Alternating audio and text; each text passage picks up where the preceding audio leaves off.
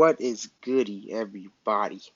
So in this video, I'm just gonna be making my personal case on why Tyronn Lue should utilize Moussa Diabate in some of the rotations. So Moussa Diabate, when he was drafted, some Clippers fans on the socials, they were pretty hostile against the pick because they just look at the stats and they pretty much probably wanted like some 3 years old college veteran or something like that, which is if there's one grave weakness in the Clipper community is what I think the Clipper community can improve on is they could try to improve on just looking at some draft prospects. I feel like they just look too much at college. They don't look at the high school or the overtime elite or let's see what else. Oh, or the G League. They just look at they only watch college from during the tournament and all that, and they just see them pop off and they just say, oh, let's take him instead of a young high upside 19, 20 years old freshman who just simply has the upside, and they just rather take this old 22, 23 years old, fundamentally, well-rounded player that has no weakness, rather than just taking a high upside player that could just use some work. So, I just had to get that out. But, if you just have any questions about some upcoming prospects, you can feel free to hit up me or my homie Cooking Don't Bang. But anyways, that's an off-topic video. But basically, I'm just gonna take a deep dive into some of the films I just took from Moussa Diabate. Some of them is just gonna be kind of like a little a refilm or a rerun, but it's just to further show his on what he could bring to the Clippers team and why we should really utilize this man. But most of them are just Clippers Summer League and time to push the agenda. So let's get it. So first clip, you see Moose, he was just all over here. This guy was taking a shot. Moose already just about to swat this guy, swat that bad boy all the way to Jupiter. Just bam. So one of the big main things that Moose could bring for us is just his versatility on the defensive end. He's very switchable, which unfortunately it's hard for me to really show because highlights, they don't really show it too often, but thankfully they do show his blocking upsides. And this is one game and he got one block, which is pretty impressive. But in his college highlights, he definitely got a decent amount of blocks like that. His blocks tend to be pretty bold, and that's not really just a simple block. It was because looking like he was gonna get a rebound, and then essentially he could have just easily just put it up and just could have been an easy 2-pointer. But Moose, he got up there and he freaking swatted that bad boy. And man, Tyronn Lue, stop being too timid of playing the youth, man. Just play the youth some minutes. You just gotta play the youth. I'm gonna push the agenda further, but anyways, this is one main thing he could definitely bring with the Clippers. Just his blocks are pretty exciting. Second, his post move is actually pretty creative and crafty. He's not a type of big that just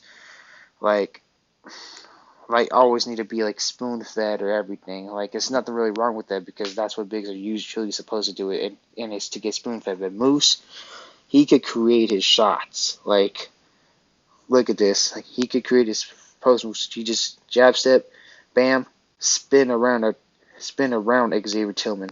Tillman, dang. Find the homie a map, bro. Find the homie a map. And a Moose, kaboom! Just, just scored on two individuals. Man, that's another thing he has that could definitely help the Clippers. He definitely has the jaw-dropping athleticism, especially for a 6'10" power forward. Like, that's why I was more of the type of guy who would welcome Moussa Diabate in a Clipper uniform. Like, I was not all like, I was not all gassed that we took Moussa Diabate, but like, um, I was not like completely hostile. I just wanted some other prospect, especially Yannick Nazoza, but it turns out Yannick Nazoza is staying with his club or something like that. So I guess Clippers didn't really want to take a big fat risk, but like it could have been like a high reward, but at the same time, he's probably not gonna like show out like anytime soon. So the Clippers just opt for Moussa Diabate, who is essentially like a somewhat equal upside. He's just like a little bit older, but he's more like a little bit all around. But he's definitely going to be a Clipper immediately. So the Clippers just went with that. So that essentially makes me feel better that that we just pass up Yannick for Moose, because Moose, I'm loving him as a Clipper uniform, man. And like he's tough, man. He's tough. Like, I'm just glad that the Clippers did not take a point guard or a shooting guard in the draft. Like, no disrespect to Kennedy Chandler. I know a lot of Clippers fans, they wanted Kennedy Chandler, but nah, man. Nah. I wanted a forward last from last draft, 2022, 2023. That's the year we take our point guard in. I'll dive in depth like some other video, but in this third play, this is even this is not as like exciting, but it's more like impressive. Like, just take a look, a feed to Moose, like, and then look, three people essentially is guarding him. Bam, look, this is one of the toughest shot you can ever make. Whoa, damn, look at that, three people guarding him. Oh my goodness, oh my goodness, that just shows like immense of amount of promise, because man, he's like probably gonna be a big man version of Kobe Bryant and Michael Jordan, because they just regularly make shots over three people up their face. Moussa Diabate and Brandon Boston Jr., they're the futures, and we should not trade them. Sucks my boy Jay Scrub got waived. I'm still traumatized that he got waived, but yeah, like, I just had to get that out as well too. But now, last clip is gonna be a college clip, and it's gonna show like his ability to stretch the floor. So like his stats does not look too exciting that he cannot stretch the floor. It's supposedly 20%, but it could also be that Moose does not take like much shots. Like, I mean, like, if you're gonna criticize Moussa Diabate for being a bad shooter, then you shouldn't be like vouching for the Clippers to go all in, like trade a first rounder for Miles Turner, because Miles Turner is not that much of a better 3-point shooter than Moussa Diabate, if we're really being honest. Like, he's just big that could stretch the floor a bit, yeah, but we already have the guy who could essentially do it, and that is Moose. He's like our power forward type. Spam. Like, it has a pretty solid release, and it just like the form looks pretty clean, and his size is just pretty ideal. So those are just the film breakdowns I decided to use.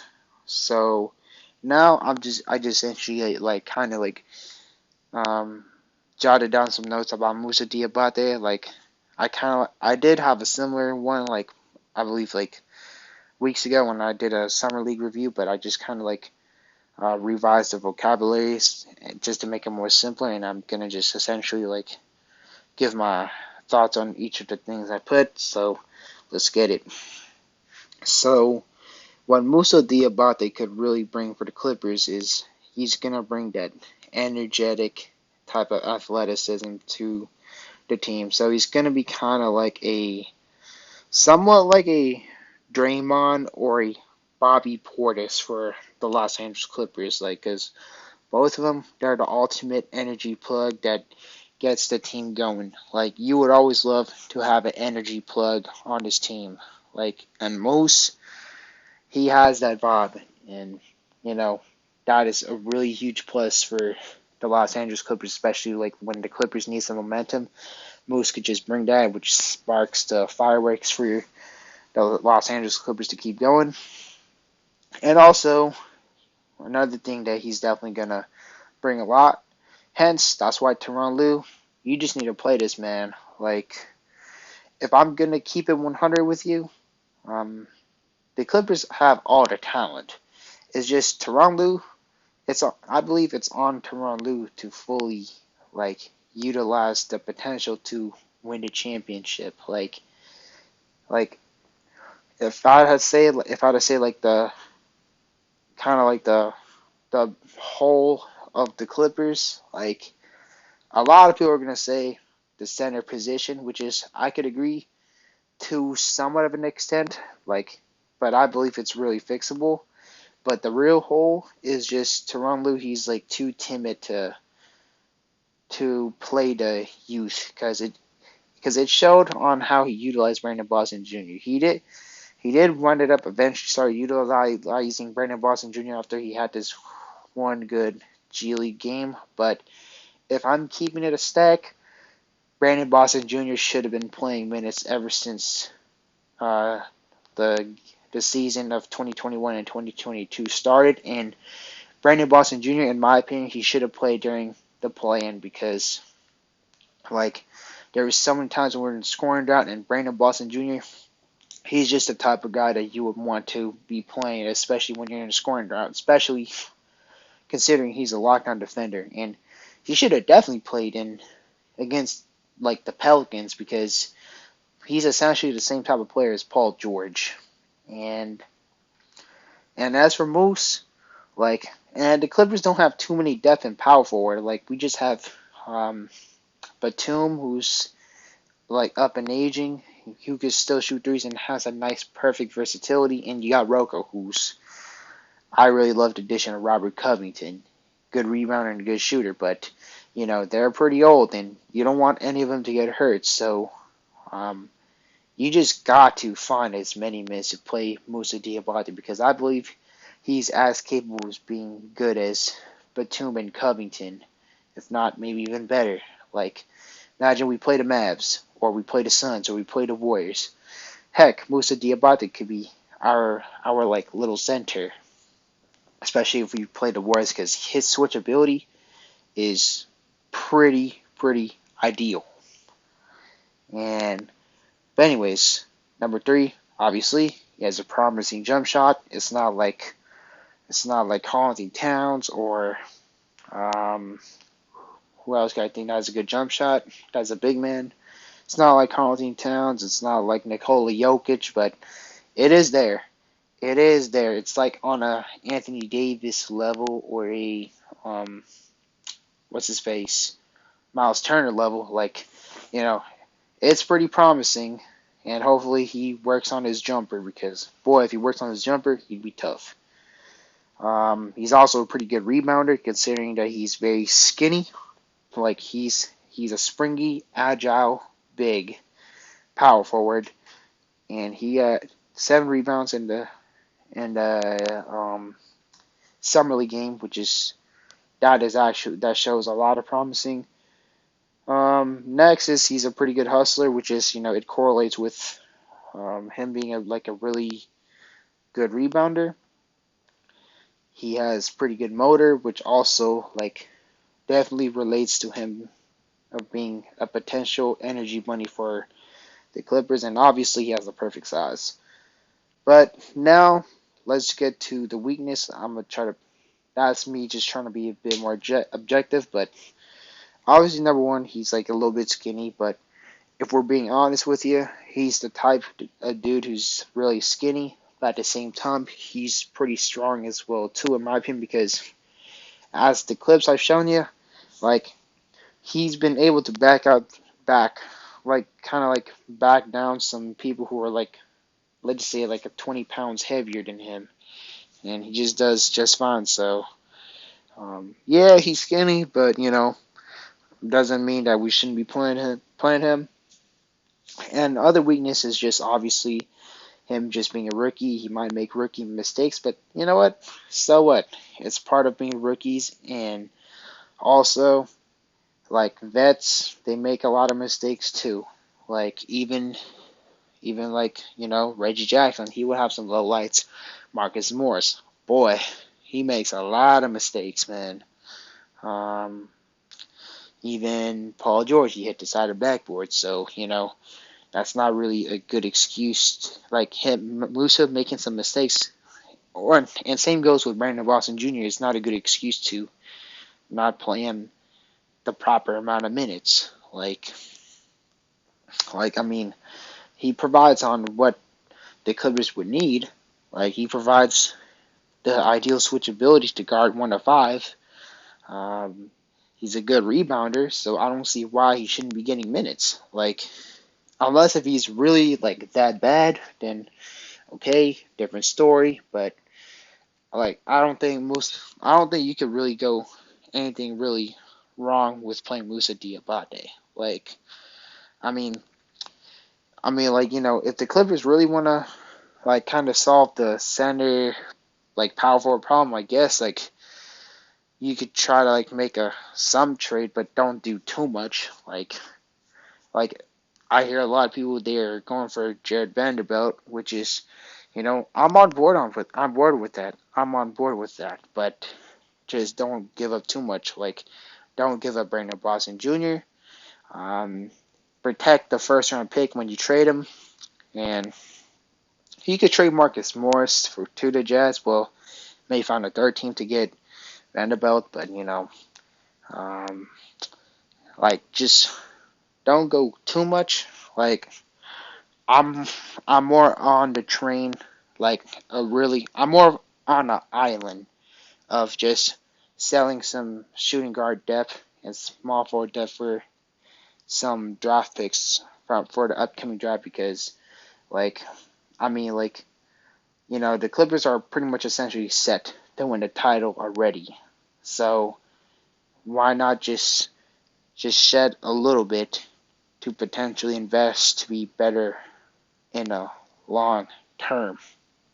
Like that's just my personal thoughts on that, and I'm gonna get back on topic. So last thing I want to say about Moussa Diabate is his player comparison. Like I hear a lot of people comparing him like a poor man's Kevin Garnett, and I totally rock with that comparison. But I have my own interesting comparison of Moussa Diabate, and it's nothing other than Pascal Siakam. Like Moussa Diabate is not as like obviously refined as Siakam, like in terms of shooting and all that, but he definitely has the energy bunny that Siakam would have. He's athletic like Siakam. They have a similar size. Um, the way how they do their hook shots are strikingly similar, actually. Like especially the ones that I've dug into the films. I'll actually go back to the films just to show you. Like if we're being honest with you, like that's the type of stuff that Siakam does. Like he's like a tweener, power forward slash big man, and Siakam would do a lot of those. And especially if Moose gets a jumper, Siakam is definitely the perfect comparison for Moose. Like that would be just wild if he could turn out to be a Siakam. But so last thing I want to address, well, the main last thing I want to address about Moussa Diabate is, um, like, how many minutes should he play? Like, should he just simply only play the G League? Uh, Obviously, me. No, actually play him legit minutes. Like I would play him at least 30 minutes. Well, no, okay, relax. Okay, dang, that was just me misspeaking. I'm tripping big time. But if I'm being real, like I'd say like 10 minutes a game. I would love to see him play at least like kind of like maybe just occasionally just play like a little bit like a 4 or 5 minutes, just like a little filler, like when Batum and Rocco just need a rest, and most could just bring the energy for a bit. And then some games I would just want Moussa Diabate to play at least like 20 minutes, or heck, I wouldn't even be mad if Moussa Diabate just randomly starts. Like Tyronn Lue, if you actually like manage to try to start Brandon Boston Jr. and Moussa Diabate even when the Clippers are healthy, I would definitely love you as a coach. Me and my homie Clip Game Don't Bang would definitely love Tyronn Lue as a coach if he actually like gets out the comfort zone and actually try to start Brandon Boston Jr. or Moussa Diabate, because like even if we lose, I would not slander Tyronn Lue for that, because in my opinion, if the coach plays the youth, it just shows a lot of like effort. It shows like a lot of creativity. It just shows that the coach is not just trying to rely on the main superstar to bail him out. Like he's actually trying to be creative. He's trying to grow some players. Like imagine if we play a team like, let's just say, the Indiana Pacers. Just rest Kawhi, like rest PG, or just minute restrict them. Like play like make Kawhi PG no more than 15 minutes, and probably just sit out the main second unit and just give the second unit minutes to the man Brandon Boston Jr. and Moussa Diabate. Ooh, that would be so fun to see, because the Clippers have a huge amount of depth. Like Clippers, like they could just definitely try to take advantage of the depth, and if we do, man, we're not gonna have to worry about Kawhi getting injured or Paul George getting injured, and we're gonna win some chips for a long, long time. But hey, let me know your perspective on Moussa Diabate. Should he be playing like a good amount of minutes, or you think should he just stick out in the G League? And I'll definitely respond to y'all's comment. And as y'all know, have a great night and peace.